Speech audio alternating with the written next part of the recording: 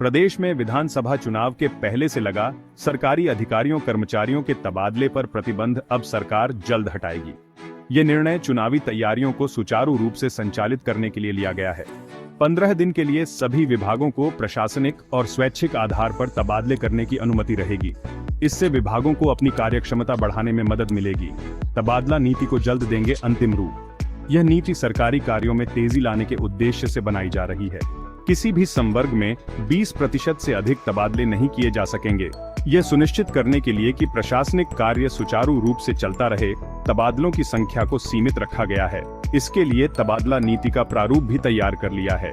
इस प्रारूप में सभी आवश्यक नियम और शर्तें शामिल की गई हैं, ताकि प्रक्रिया पारदर्शी और निष्पक्ष हो। मुख्यमंत्री मोहन यादव मंत्रियों से विचार विमर्श करने के बाद नीति को अंतिम रूप देंगे। यह नीति राज्य के सभी विभागों में लागू की जाएगी। प्रदेश में वर्ष 2021 में तबादला नीति घोषित की गई थी। इस नीति का उद्देश्य प्रशासनिक सुधार और कार्यकुशलता बढ़ाना था। तब जुलाई में एक माह के लिए तबादले से प्रतिबंध हटाया गया था। इस दौरान कई अधिकारियों का स्थानांतरण किया गया था।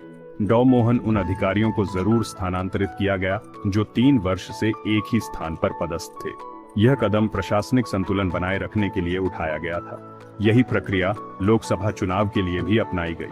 चुनाव के दौरान अधिकारियों का स्थानांतरण आवश्यक होता है ताकि निष्पक्षता बनी रहे। चुनाव होने के बाद जनप्रतिनिधियों की भी अपेक्षा है कि वे अपने हिसाब से अपने क्षेत्र में अधिकारियों की पदस्थापनाएं करें। यह उनकी कार्य क्षमता को बढ़ाने में मदद करेगा। वहीं कुछ अधिकारियों कर्मचारियों की निजी समस्याएं भी हैं। इन समस्याओं को ध्यान में रखते हुए तबादला नीति में विशेष प्रावधान किए गए हैं। मंत्री भी मैदानी स्तर पर अपने हिसाब से जमावट करना चाहते हैं। इससे प्रशासनिक कार्यों में सुधार की उम्मीद है। इन सभी स्थितियों को देखते हुए तबादला नीति घोषित कर तबादलों पर से प्रतिबंध हटाने की तैयारी की गई है।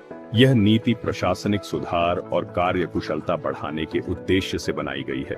प्रथम श्रेणी के सभी अधिकारियों के मुख्यमंत्री, द्वितीय व तृतीय श्रेणी के अधिकारियों के विभागीय मंत्री और जिले के भीतर कर्मचारियों के तबादले कलेक्टर के माध्यम से प्रभारी मंत्री के अनुमोदन से होंगे।